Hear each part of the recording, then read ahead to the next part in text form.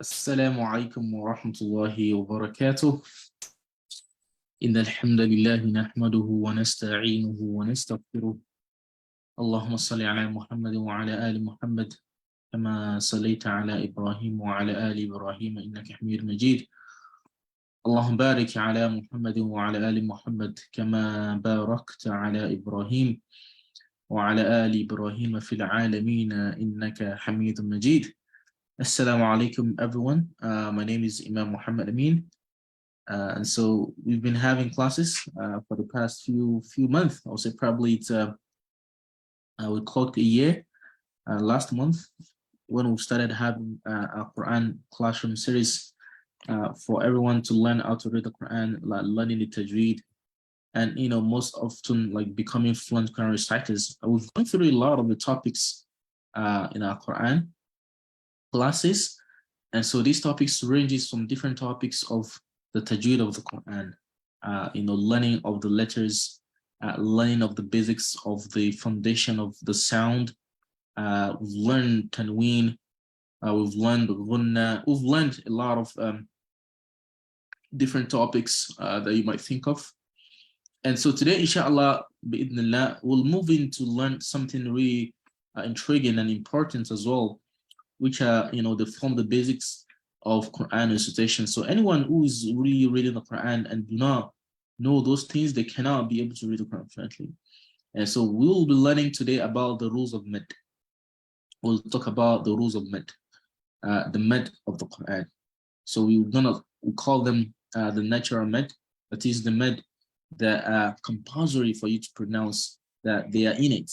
So when this is something is compulsory, it means that thing is really important, that if you don't do it, it messes up the meaning of the Quran, it changes the meaning of the Quran, and no one wants to do that. I believe no one will intentionally want to read the Quran. If he's a Muslim, that would want to read the Quran wrongly. And so sometimes not being aware of how to do it, or as a beginner learning how to do these things, might take a while. But if you are able to get a guidance from someone who have, talks, and of course we teach our program and we help students learn to read the Quran in format. And so it's something that you're interested in, or your child has been struggling to learn to read the Quran fluently, they've been moving from one class to the other, you're so frustrated, you don't know how to help them, they are also frustrated. There's a way, there's a solution to this. You don't have to be too worried and too really depressed that your child is not being able to learn how to read the Quran, or your child is not feeling motivated and not feeling interested in Quran learning. So we have a program, inshallah, that can help students, as young as 5 years old, to master the art of reciting the Quran, to master the rules of the Quran, to help them avoid the major mistakes and make them able to read the Quran fluently. So inshallah, I'll be sharing with you some of the resources that we use in our classrooms with some of our students today. So this is one of the modules that we're talking about today. It's about the med letters, the natural med. So this is a module, you see, of one of our students' classrooms. It's one of our curriculum module for level 1A students, who are those who are in the accelerated Quran Reading Program. And so these students are taught, probably towards the 4th or 5th, 6th week in the program, they begin to learn about the natural med, how elongation happens. So med means elongation, when you stretch something, you lengthen something, right? So you stretch the sound of a letter, and this is called med. And so there are different kind of med. There are two categories of med. We have the one we call the natural med, or they call it the basic med.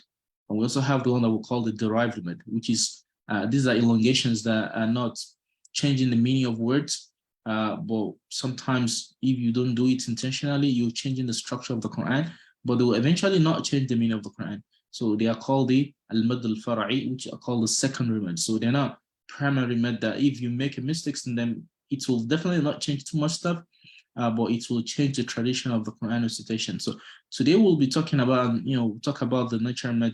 And firstly, I'd like you all to know what is the meaning of med. All right, what is the meaning of med?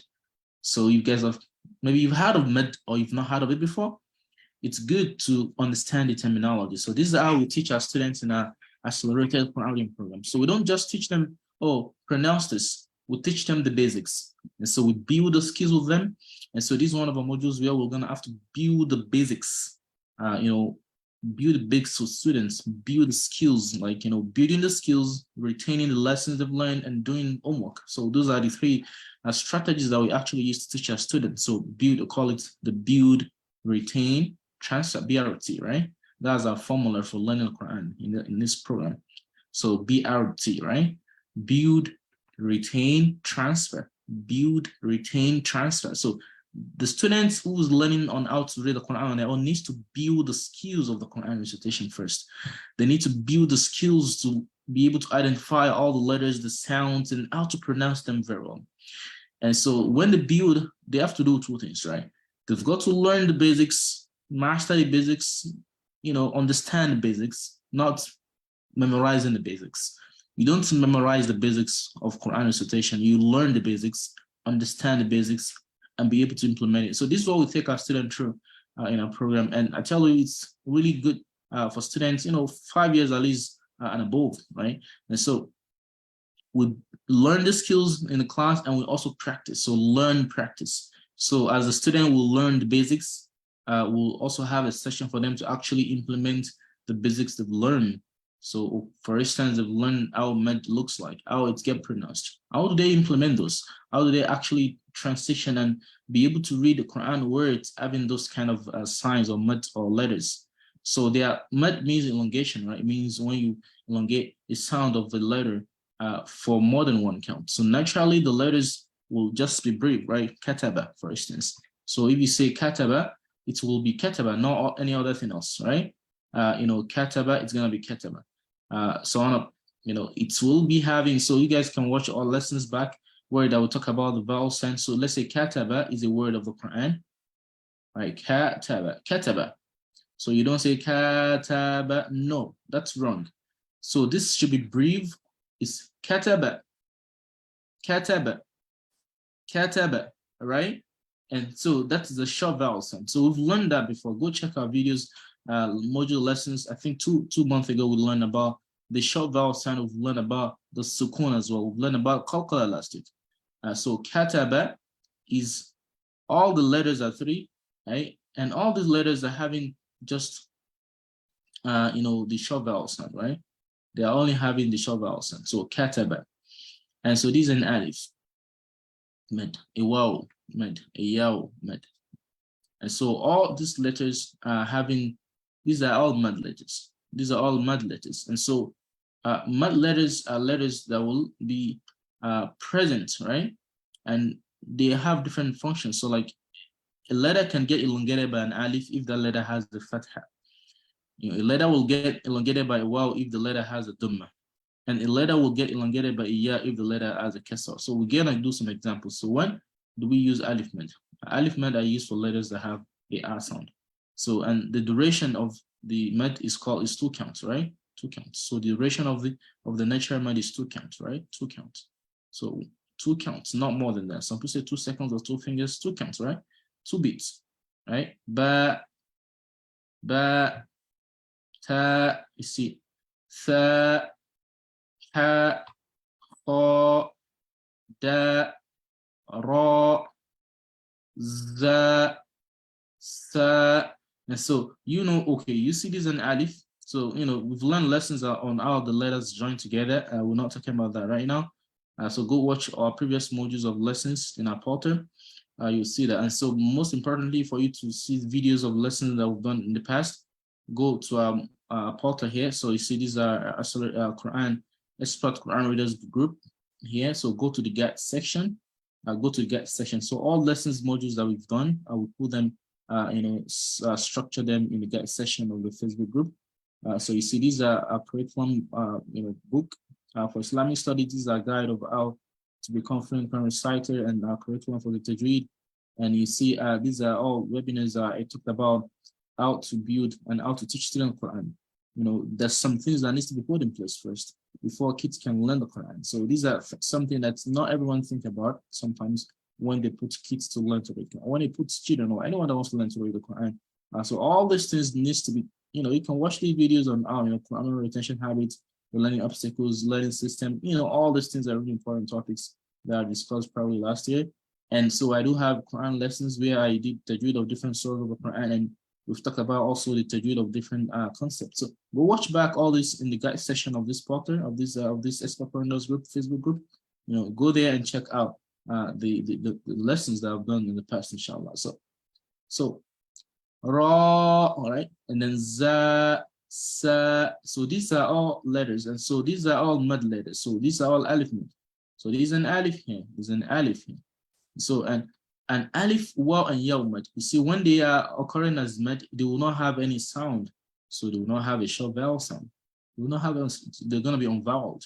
So whenever alif is unvoweled, it's called alif mud. Whenever waw is unvoweled, not having haraka. Whenever ya is unvoweled, not having any haraka. They are all going to be representing mud and used for elongation. So here now, the alif is getting elongated by it's elongating the letters which have a sound, and that's how it's gonna go on. So we see all the letters, and fa. So 2 beats. Don't do more than that. And so when you see letters like this, these are tiny alif. So these are other forms in which alif mad could be in Quran, and you see it. It's the same scenario. Ba, na. Sometimes you're gonna see structure, reasons. You're gonna see a tiny alif mad on a ya like this. So this is representing med as well. So in this case here, since the letter that come before the med, there's an alif and there's a yaw mad, it's having a fatha, and so you will elongate the sa with an alif mad, not saya. So because this ya here is not having any sound, so there are 2 mad here. There's a ya mad, there's an alif mad.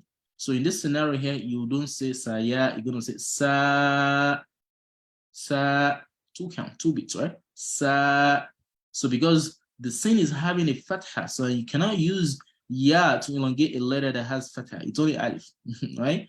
And so ra. So although there's an alif mad on the ya is together, with the alif mad. So because the ra has the a sound, so it will be elongated by an alif. So ra, and then this is ha. So that's how it's gonna look like, right?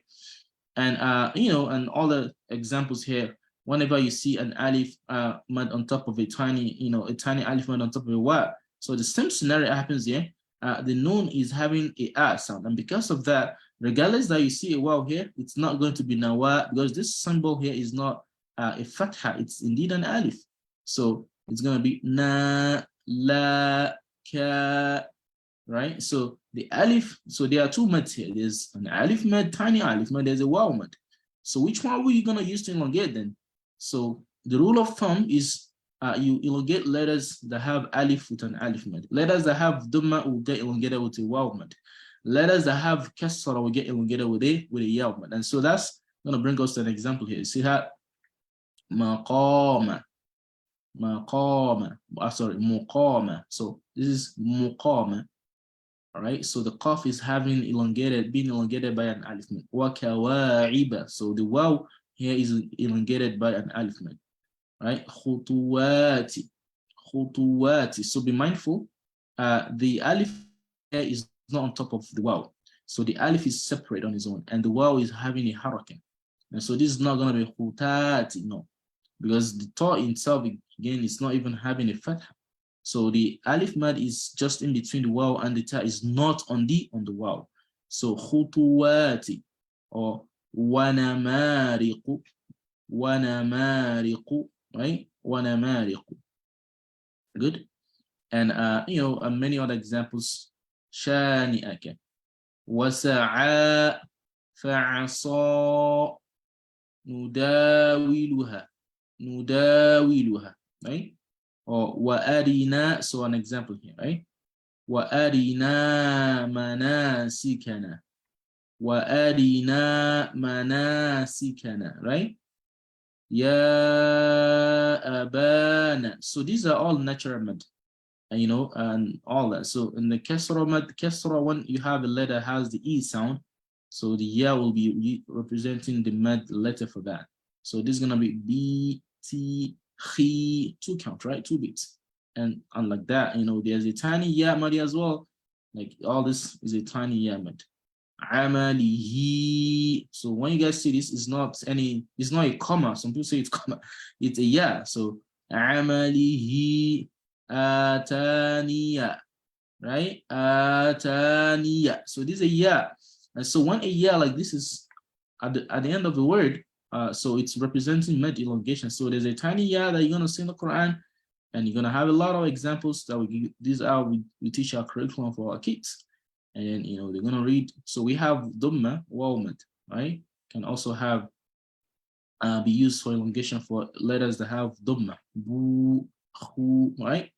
And so you can say hududa, right? Ghutha, qaruna, all those kind of things. So, and then moving to many examples and reading ayats, long ayats, and reading some ayat from the Quran itself.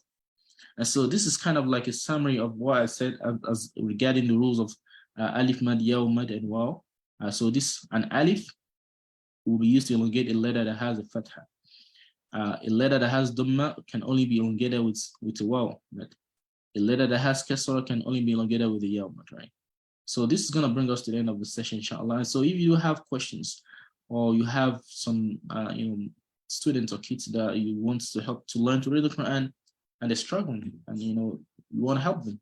You want to help your kids learn the Quran and become fluent reciters of the Quran. And then so join us in our expert Quran readers group and let us help you out and get, the skills out there for your child. And of course, get this done on time. Get this done on time without having to delay the kids' class or the kids' goal, for years. So we can do this, inshallah. We've done it for our students, helping them learn to read the Quran within 4 months. So it's something that you're interested that your child is struggling. So our program is really good for those who wants to, game up and kind of get this done on time. Some parents don't care if the kids do it for 5 years or 6 years, but you should know that the time of your child is not static, right? And so if you delayed them achieving the goal to when they are much older, it's much riskier, and so they might not be able to get this done ever. And so it's better the better you do it, and you do it with the system that working. You don't just do guesswork and put your kids in a program that you don't have guarantees for them to be able to read the Quran anytime soon. So like, a year or 2 years. And we have a curriculum, one of the curriculum, because it's what I used to share with you today. And so you can use that with us and learn to read the Quran for your child. And talk to us if you have any questions. Maybe you want us to guide you on how you can help your kids. Put a comment below this video and I'll reach out to you, inshallah, personally. And then we don't have anyone here today to do Kahoot quiz. I do have some quizzes, but we don't have anyone. And inshallah, next week, hopefully we can have some who will join us and do the Kahoot quiz together, inshallah. Okay. Assalamu alaikum wa rahmatullahi wa barakatuh.